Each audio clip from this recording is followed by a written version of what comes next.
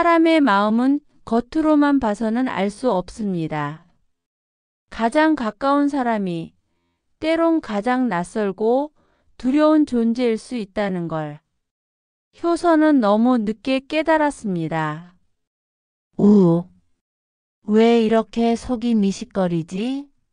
오늘 저녁도 특별한 거 안 먹었는데. 이상하네. 어제도 이랬던가? 점점 심해지네. 화장실에서 한참을 머물던 효선. 거울을 바라본 그녀의 얼굴은 창백했고 손등엔 핏줄이 도드라졌다. 피곤해서 그런가? 아니야, 이건 뭔가 이상해. 몸이 왜 이렇게 가라앉지? 어제 그 보약 때문인가? 내가 예민한 걸까? 아님, 진짜 뭔가 잘못된 걸까? 새벽녘 조용한 집안에 살금살금 발걸음이 들린다. 인숙이다. 잘 자고 계시네. 저 약봉지 어디 뒀더라. 이건 남겨두면 안 돼. 혹시라도 성분 본다면 큰일 나. 이대로 아무 일 없이 지나가면 좋겠는데. 물 좀. 어머니? 아니야, 그냥 잠꼬대겠지. 약봉지는 사라졌고 효선은 여전히 몸을 가누지 못한 채 잠에 빠져 있었다. 어지러지래. 허리도 욱신거리고. 이게 도대체 왜 이래? 효선아, 들렀다 가려고 왔는데 어머 세상에. 얼굴이 왜 이래?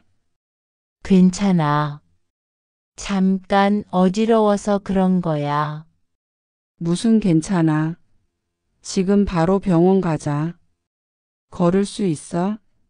어깨 잡아. 고맙다, 진이야. 괜히 민폐네, 이 아침부터. 무슨 소리야? 친구끼리 이럴 때 도와야지. 어서 타. 병원까지 10분이면 돼. 진이는 효선을 조심스럽게 부축해 차에 태우고 응급실로 향했다. 그녀의 얼굴엔 깊은 걱정이 배어 있었다. 응급실에 도착한 효선은 곧장 혈액 검사와 간 기능 검사를 받게 된다. 얼굴은 창백했고 입술은 바짝 말라 있었다. 효선 어르신 혈압 좀 잴게요. 혈액도 채취할 거예요. 조금만 참으세요. 내가 별일은 아닌 거겠지? 아무래도 아닌 것 같아. 내 얼굴 평소랑 너무 다르더라. 검사 결과 나왔습니다. 간 수치가 정상보다 3배 이상 높습니다. 최근에 약 드신 거 있으세요? 예. 며느리가 지어준 보약을 조금 먹긴 했어요. 체력이 떨어져서. 그 보약이 문제가 됐을 수도 있습니다. 일부 한약 성분은 간 독성을 유발할 수 있어요. 혹시 약 봉투나 처방전 남아 있을까요? 아니요.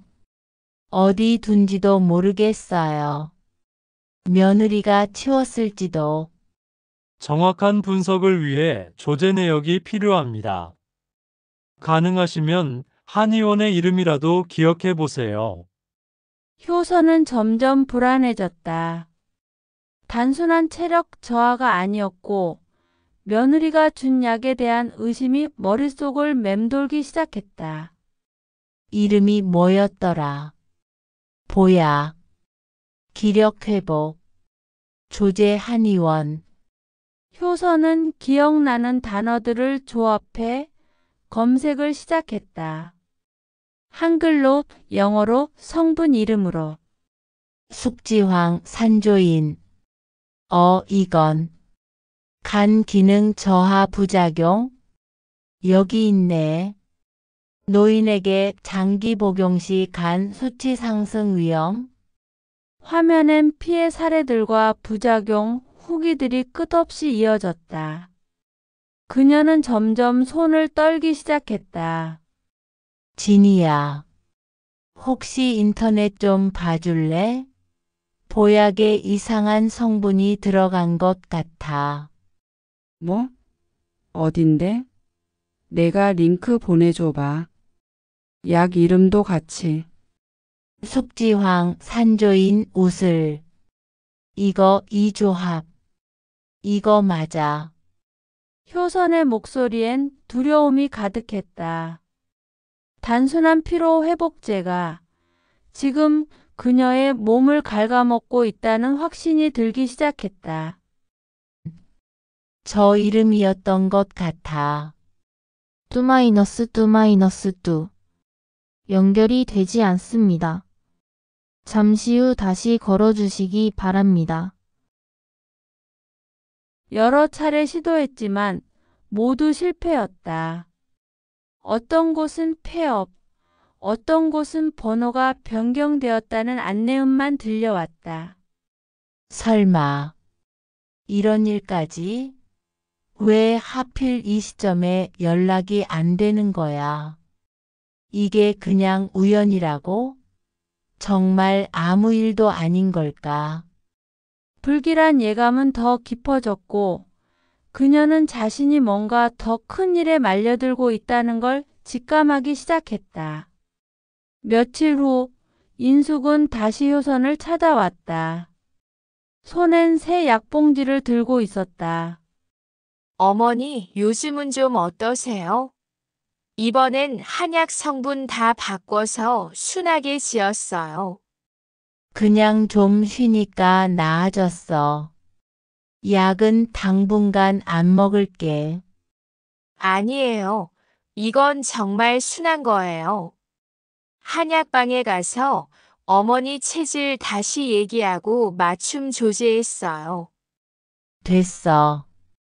나 요즘은 몸이 이상하게 반응하는 것 같아서. 어머니, 이렇게 편견 갖고 그러시면 안 되죠.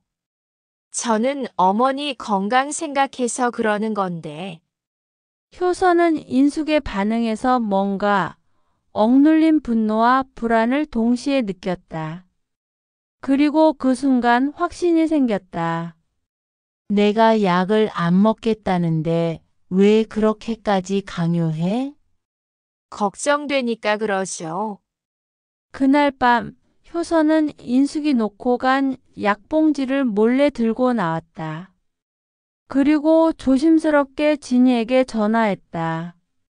진이야, 약 봉지 좀 사진 찍어 보낼게.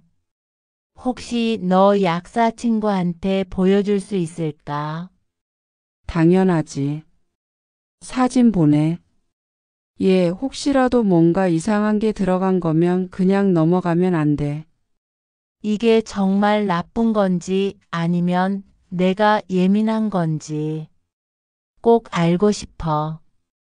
효선은 약봉지 사진을 전송했다.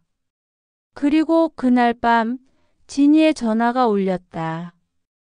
효선아, 이거 진짜 문제 있는 조합이래. 간독성 높고 노약자한테는 부작용 확률도 크대.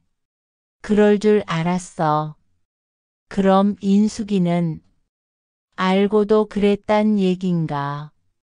다음 날 진이는 약사 친구와 함께 효선을 직접 찾아왔다. 약봉지는 이미 분석을 마친 상태였다. 어르신, 이 약은 일반 건강보약이 아닙니다. 간에 무리를 주는 약재들이 과다 조제되어 있어요.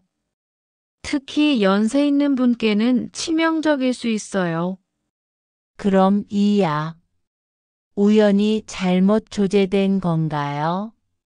제 생각엔 일부러 이렇게 배합한 것 같아요. 특히 이 성분 조합은 일반 한의원에선 권장하지 않습니다. 봤지? 내가 괜히 의심한 게 아니야. 내 며느리 수상해. 효선은 몸이 얼어붙는 듯한 충격을 받았다.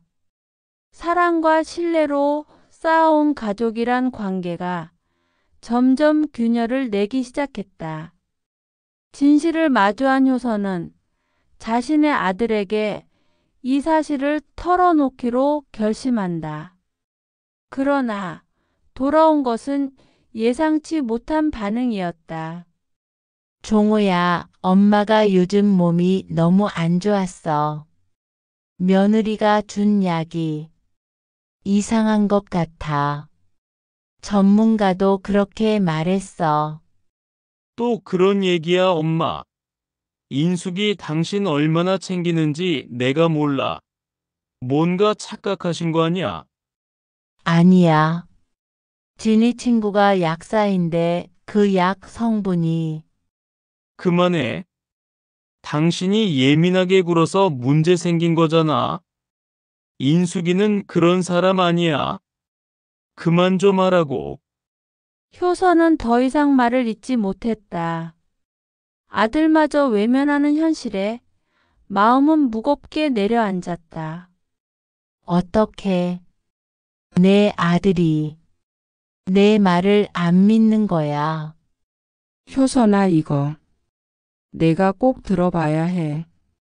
우연히 인숙이랑 어떤 남자가 한의원 앞에서 얘기하는 걸 들었어. 몰래 녹음했어. 진이는 핸드폰을 꺼내 녹음 파일을 재생한다. 그 안엔 충격적인 대화가 담겨 있었다. 이 조합은 좀 센데요. 중금속도 있고 부작용 날 수 있어요. 괜찮아요. 그 사람 조금만 더 약해지면 유산 정리도 쉬워지잖아요. 문제 없어요. 유산 정리? 들었지? 이제는 우연도 오해도 아니야. 이건 계획된 거야. 인숙이 정말로 날 죽이려 했던 거야? 효선은 그날 밤 녹음 파일을 수십 번 반복해서 들었다. 며느리의 목소리, 차가운 말투가 귀에 맴돌았다.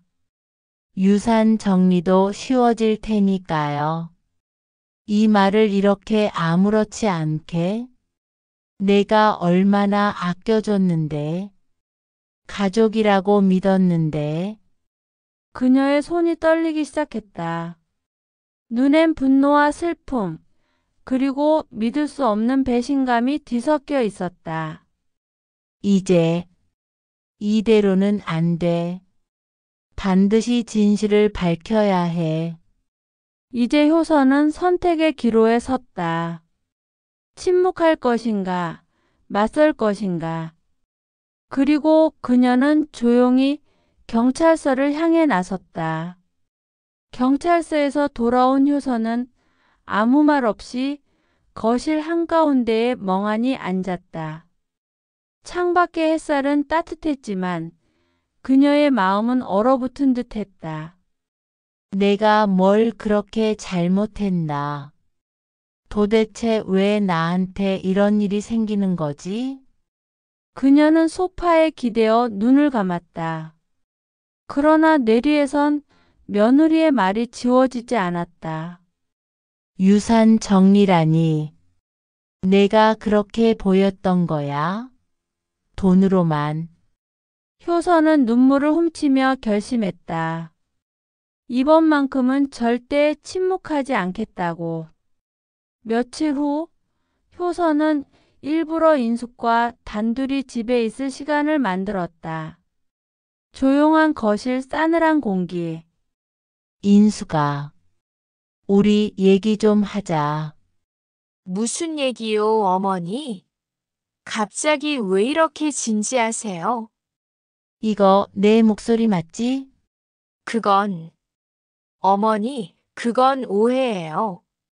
제가 그런 뜻으로 말한 게 아니라. 유산 정리도 쉬워질 테니까요. 이게 오해니? 너 언제부터 그 생각했니? 그냥 어머니가 자꾸 간섭하시고 솔직히 힘들었어요. 그래서 날 약으로 죽이려 했니? 네가 날 얼마나 기만했는지 알아? 효선의 목소리는 떨렸지만 눈빛은 누구보다 단단했다. 인숙은 더 이상 말을 잇지 못하고 고개를 숙였다. 그 순간 인숙은 무너진 듯 주저앉았다. 눈물인지 연기인지 모를 흐느낌을 흘리며 말했다.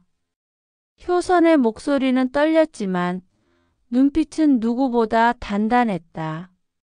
인숙은 더 이상 말을 잇지 못하고 고개를 숙였다. 그 순간 인숙은 무너진 듯 주저앉았다. 눈물인지 연기인지 모를 흐느낌을 흘리며 말했다. 저도 힘들었어요. 남편은 늘 바쁘고 어머니는 나를 감시하듯 보고 무서웠다고요. 무서워서 사람을 죽일 생각을 했니? 그게 네가 말하는 힘듦이야? 죄송해요. 진심으로 후회해요. 처음엔 그런 생각 아니었어요.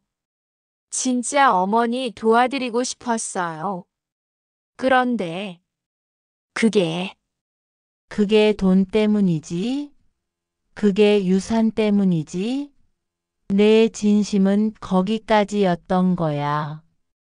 그녀들의 대화는 한참을 이어졌고 결국 효선은 조용히 방으로 돌아갔다. 그날 밤 인숙은 집을 나섰고 돌아오지 않았다. 인숙이 집을 나간 후 효선은 조용히 경찰서를 다시 찾았다. 그녀의 손엔 녹음 파일과 약 봉지가 담긴 봉투가 들려 있었다. 진술하신 내용과 증거를 확인했습니다. 이 녹음 파일과 약 조제 내역, 피해자의 증언 모두 신빙성이 있습니다. 그 아이를 그렇게 믿었어요. 내 딸처럼 생각했어요. 그런데 나를 죽이려 했다니. 추가적인 조사를 위해 며느리분을 소환하겠습니다. 상황인 만큼 빠르게 진행하겠습니다. 효선은 말없이 고개를 끄덕였다. 그녀의 표정은 지쳐 있었지만 마음만은 단단히 굳어 있었다. 며칠 후 경찰은 인숙을 불러 조사를 시작했다. 조사 과정에서 더 많은 정황, 증거가 드러났다. 조사 결과 며느리 인숙 씨는 의도적으로 피해자 체질에 맞지 않는 약재를 반복 조제한 것으로 확인됐습니다. 한의사와의 대화 녹음, 폐기된 처방전도 확보됐습니다. 게다가 피해자 소유의 유산 관련 문서를 검색한 기록도 있고 보험 가입 내역에서도 이상한 점이 발견됐습니다. 한 점씩 맞춰지는 퍼즐처럼 인숙의 계획은 점점 드러나고 있었다. 그리고 마침내 그녀는 구속 수사를 받게 된다. 그날 오후 조용한 동네의 골목 어귀에 순찰차가 멈춰섰다. 인숙은 아무 말 없이 고개를 떨군 채 수갑이 채워졌다. 인숙 씨 살인미수 혐의로 긴급 체포합니다. 묵비권을 행사할 수 있으며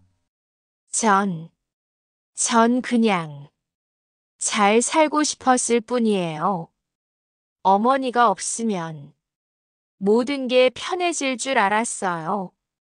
그녀의 말은 더 이상 사람의 마음을 움직이지 못했다. 한때 가족이었던 사람에게 향한 칼날은 결국 그녀 자신의 인생을 베어버렸다. 며칠 뒤 집안은 다시 고요해졌다. 효선은 남편의 영정 앞에 조용히 앉아 있었다. 향이 은은하게 피어오르고 사진 속 남편은 미소 짓고 있었다. 여보, 나 이렇게 혼자 남게 됐어.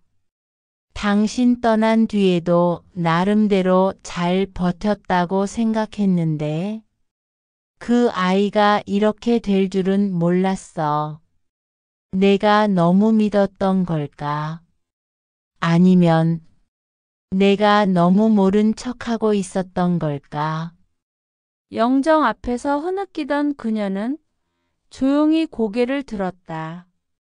눈가엔 눈물이 맺혀 있었지만 표정은 어딘가 편안해 보였다. 이젠 괜찮아. 나 다시 살아볼 거야. 당신 없이도 상처는 남겠지만, 그래도 나 끝까지 나답게 살게. 때로는 가장 가까운 사람에게서 가장 큰 상처를 받는다. 하지만 그 상처가 다시는 속지 않게 하는 힘이 되기도 한다. 효선의 이야기는 그렇게 끝이 아닌 새로운 시작이었다. 구독과 좋아요는 이 채널을 지속하는 데 큰 힘이 됩니다.